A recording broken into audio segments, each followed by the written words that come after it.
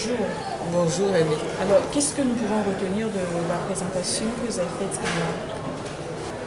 Vous savez que, en dehors des hommes politiques et tout ce qui touche au pouvoir directement, c'est la société civile qui constitue le peuple. Et il se trouve que dans cette société civile, il y a les organisations, il y a les associations, il y a les groupes religieux, il y a les laïcs, il y a les syndicats, il y a la chefferie traditionnelle et tous les individus qui composent la société. Et nous savons que tout ce monde-là a un rôle dans la société.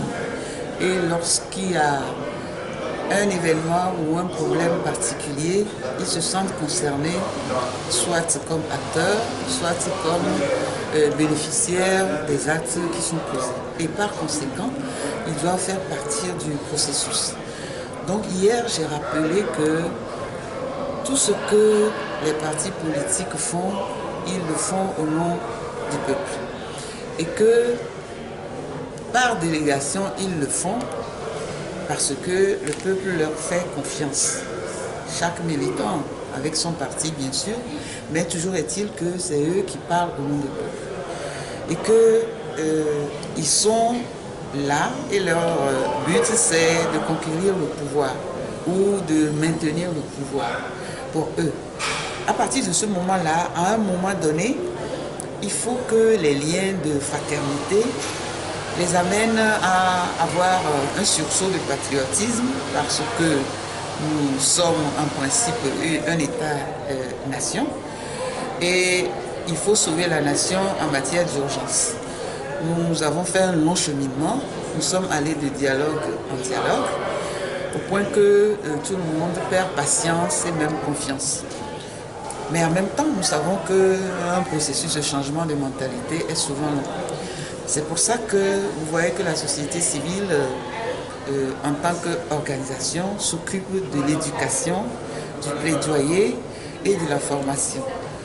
Et ils investissent tous les cercles de prise de décision directement ou à travers des passerelles pour apporter leur point de vue. Et ensuite, vis-à-vis du peuple, ils les éduquent, ils leur rappellent leurs droits et leurs devoirs et ils les aident à prendre des décisions éclairées. Donc, s'il en est ainsi, vous comprenez qu'il ne doit pas être en dehors de la marche. Et aujourd'hui, quand on parle de société civile, les gens disent que la société civile est politisée. Politisée pourquoi? Parce que chaque individu peut avoir son avis et un penchant. Mais nous sommes convaincus que ce qui libère, c'est la connaissance. Et quand chacun et chacune comprend bien une situation, il peut prendre des bonnes décisions. Voilà pourquoi nous continuons à travailler dans ce sens et faire aussi en sorte que les bailleurs qui interviennent pour financer les actions ne financent que des actions qui vont dans le sens de l'intérêt de la population. Ça aura pour intérêt de sauvegarder la dignité du pays. Nous avons également attiré l'attention sur le rôle de vous les journalistes. Parce que nous savons que vos rédactions parfois, en tant que quatrième pouvoir, vous indiquent des lignes. Et nous souhaiterions que lorsque vous intervenez aux côtés de la société civile pour les couvertures, vous donnez des informations vraies et que ces informations concourent à l'atteinte des objectifs.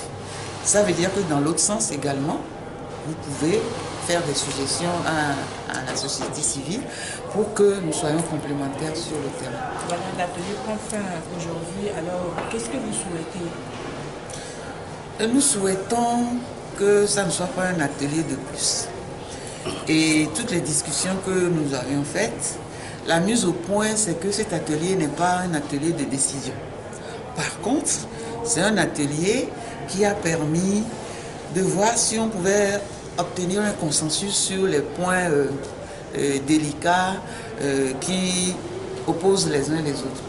Et ça, nous avons senti dans la salle des confessions, des dispositions à mieux faire et nous espérons que le travail va continuer. Au niveau des tests très attendus, comme les réformes constitutionnelles et les réformes institutionnelles qui font couler tant d'encre, nous avons réussi à avoir presque l'unanimité qu'il faut faire quelque chose. Donc, ça peut être un début de satisfaction.